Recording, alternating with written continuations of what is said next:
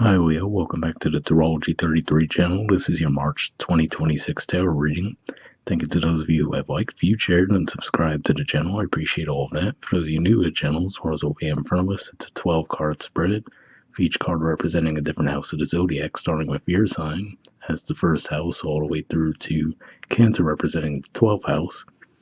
And once we get through the main spread, we'll actually pull an oracle card for some additional insight. As far as the decks being used this month, for the main tarot deck, we have the Spirit Keeper's Tarot, and for the Oracle deck, we'll be using the Wisdom of the Oracle. We're actually going to start the reading off our World Knows Astrology ice in front of us to get an idea of where your focus should be as far as that goes.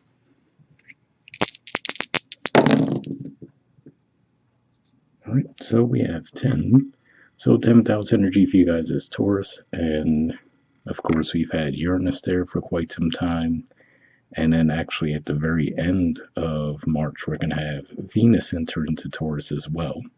So could definitely be some impacts there.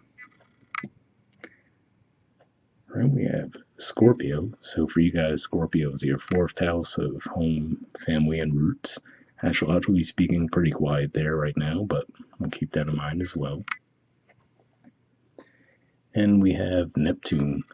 So Neptune's actually in Aries for quite a long time now, and that's actually going to be considered your 9th house. And 9th house in general points to philosophy, higher learning, and foreign affairs. So we'll keep all that in mind as we go through main spread. So for the first house, representing personality, self-awareness, and appearance, we have the 7 of Orbs. So this is actually a Taurus energy here.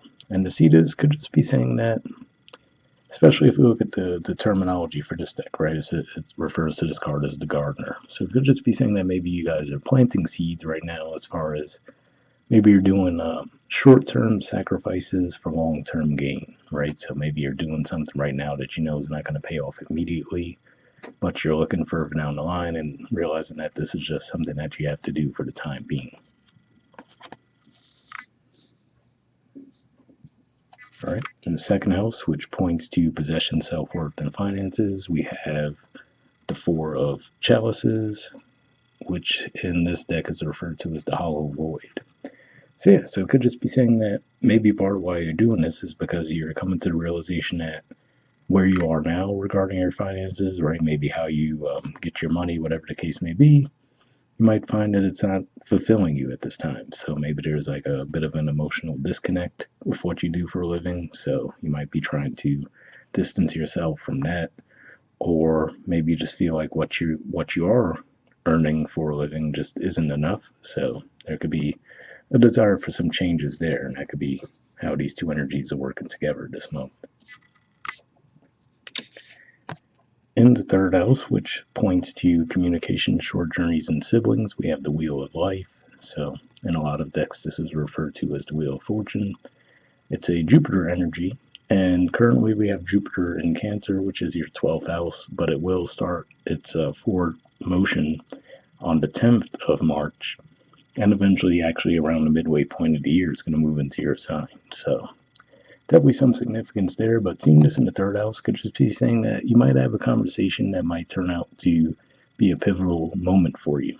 You might not realize it in the moment, but I just feel like this is saying that through communication, you're going to come to some kind of an insight that's actually going to propel you forward in a positive way.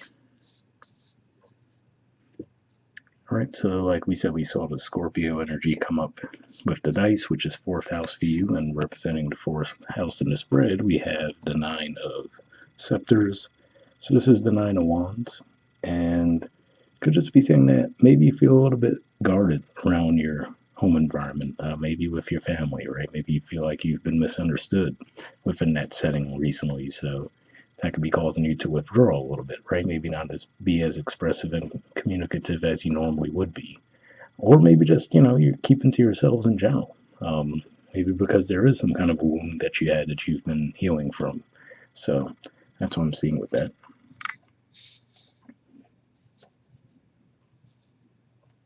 All right. In the 5th house, which points to romance, creativity, and children, we have the 8 of Scepters, so 8 of Wands energy, and this deck is referred to as the Sharpshooter. So this could just be saying that you might start to feel your creativity coming back to you. Again, that could be a ripple effect of what we were just saying as far as Jupiter starting direct motion on the 10th of March.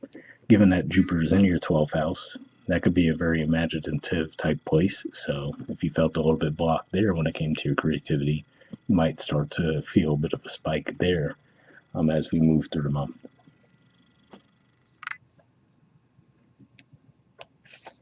All right. In the sixth house, which points primarily to health, work, and daily routines, we have the necromancer. So this is the equivalent of the moon in traditional tarot, and makes sense to see this come up just as far as there's going to be some pivotal energies going on with the moon. For example, there's going to be a full moon eclipse pretty much right on the 3rd of March, and that's going to be in your second house of finances, possession, self worth. So to see that pop up could just be saying, connecting to what we were saying with the Four of Chalices, right? Maybe you're going to come to a realization that there needs to be a change there. So this could definitely have some financial ripple effects, but at the very least, it looks like something that could impact your day-to-day routine.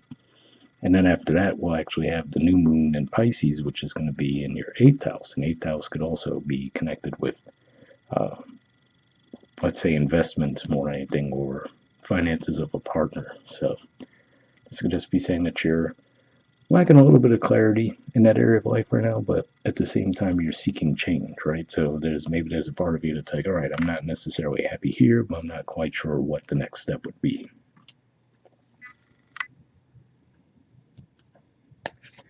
All right, so in the seventh house, which points to partnerships, contracts, relationships, we have the Three of Chalices. So, Three of Cups, Cancerian energy here as well.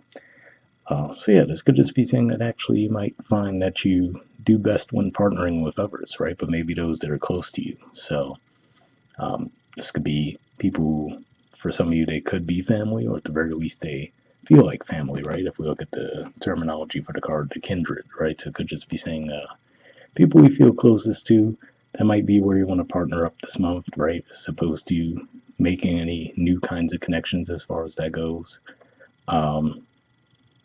But yeah, that's primarily what I'm seeing with that. This doesn't seem to be pointing to much of a romantic situation, just more of partnerships and contracts. All right, in the eighth house, which points to death, rebirth, intimacy, and investments, we have the Four of Orbs.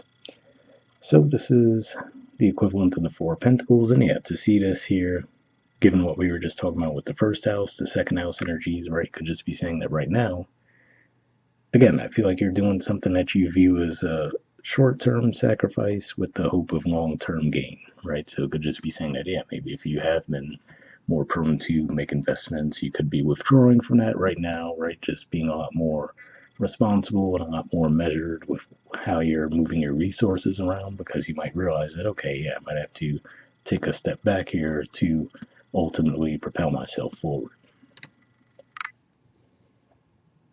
All right, so with the ninth house energy, which, as we saw, we had the Neptune energy come up, and we mentioned that that is basically where um, Neptune is for you guys in your ninth house of Aries. And to see this card here, it's referred to as the Outlaw in this deck, but basically this is the equivalent of the Hangman, which is very much an energy connected to Neptune, and I would say Pisces as well. But so it looks like there's alignment there. So yeah, so again, I'm coming back to the same thing though, where this looks very much like an energy of suspending yourselves, right? Just holding on for something along the line. So this seems to align with what I was saying there. So yeah, maybe this is one of those things that you've given a lot of thought to.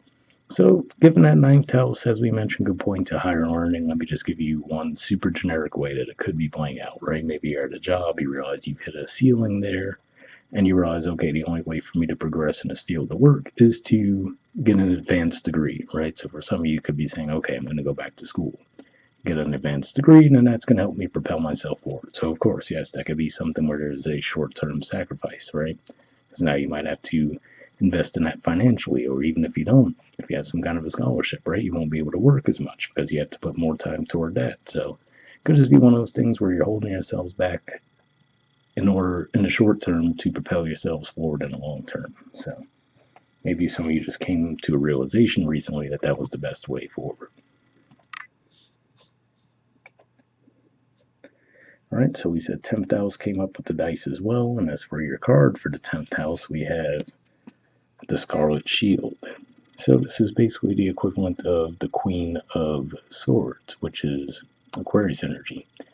So this could just be saying that for some of you, Libra energy. So it could just be saying that for some of you, you might actually, again, like I said, maybe through some kind of a pivotal conversation, find yourselves with a boost in confidence as far as how you want to move forward with your career, and maybe some communications around that, right? So like I said, maybe for some of you, you're happy with the workplace as a whole, but just coming to the realization that, hey, this is as far as I could get right now, right? So maybe there's some communication there. Maybe you're going to work something out with them, like, hey, okay, so I'm going to go to school to get this certification or get this degree that I need, right? But is there a way that you could work with me as far as flexibility with my work schedule because of that, right? So there could be some conversations there where you're trying to find the best way to approach it that feels like a win-win for all parties involved.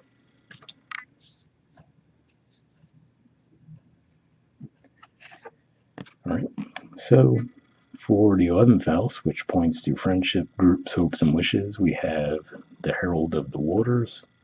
So this is basically the equivalent of the Page of Cups, which is a Piscean energy. So yeah, so it could just be saying that as we progress through Pisces season, you might actually find yourselves connecting with your friends a little bit more deeply than usual, right? Maybe being a little bit more expressive with each other, a little bit more vulnerable, right? Finding out new things about each other. But in the process, I feel like it's going to feel like a reinvigorating energy overall.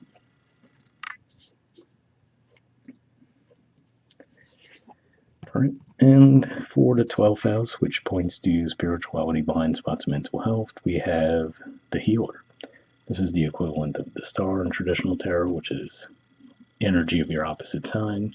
So yeah, so this could be saying a couple different things. For some of you, might be going through some healing around what you consider a partnership to be, right? For others of you, this could just be saying that maybe you went through a bit of a tough stretch energetically, maybe a bout of depression, for example, and now you're coming out on the other side of that.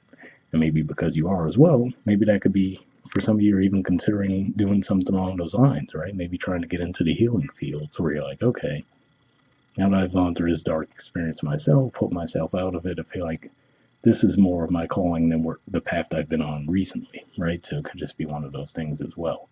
But either way, I would say if this is more focused on healing you need to go through, I feel like seeing this in the 12th house is a good indicator that you're nearing the end of that cycle and you will be feeling better about the situation soon.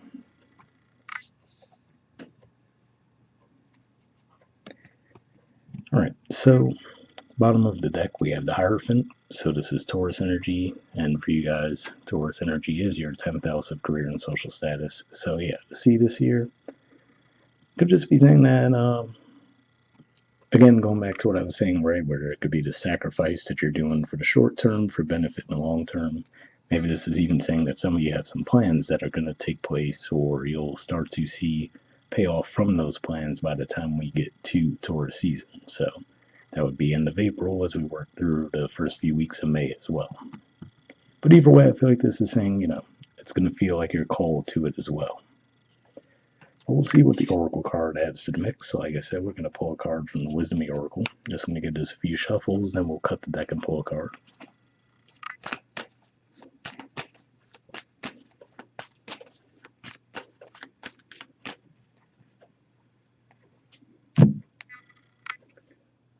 Alright, take this card here, get this out of the way, and then we'll take a look at your card.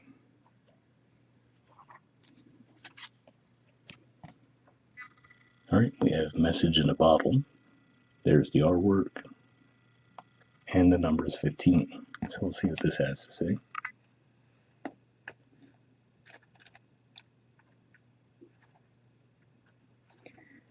Alright, essential meanings. It says communication, a sign, a Clayton, and in parentheses it says the ancient name for a spontaneous oracle delivered innocently by the speaker, pointing the way to your highest good. The oracle's message. Spirit sends you signs when you ask for them, when you believe you will receive them, And when you allow yourself to become fluent in the language of symbols, oracles, and omens, they may come to you as a bird flying by, a logo on a truck, and a song on the radio. Expect confirmation that you're pointed in the right direction. Keep your ears open, for someone might say just the right thing that will give you the answer to your query. Today, your answer is this: Spirit hears you, and the reply is favorable. So, yeah, reading through that definitely brings me back to what I was saying, seeing the Wheel of Fortune in your third house, where I said, maybe there could be a conversation that you have that in the moment you might not even realize it, but there's going to be something pivotal that happens to you as far as that communication that's going to have a ripple effect that lasts a long time. Um, so for some of you, maybe it's not even going to be a direct conversation because, like I said, maybe it's a song that you hear or just you drive by and see something on the sign that really resonates with you. But either way, I feel like this is saying there's definitely going to be a sign that comes your way this month. The relationship message says you can expect someone to favor you with positive news. This could be in the form of a letter, phone call, or email. You are the intended receiver of this message, so stay open to what you learn. Only good will come of it in the end. The signs are all there.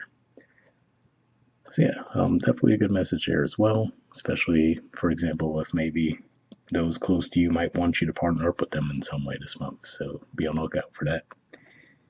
The prosperity message says you are on target with your purpose and your passion. You are coming into alignment with your destiny, and Spirit wants you to know that you're on the right track. Expect a call, a new opportunity, or a message from an old friend or business contact that will lead you closer to your dreams and greatest desires. Spirit has been listening to you. So yeah, so once again, like I said, it just seems like there's just good timing at play here and good messaging coming from others. So definitely something to be on the lookout for there. But hopefully that resonated with you guys, and we'll wrap up there. All right, bye.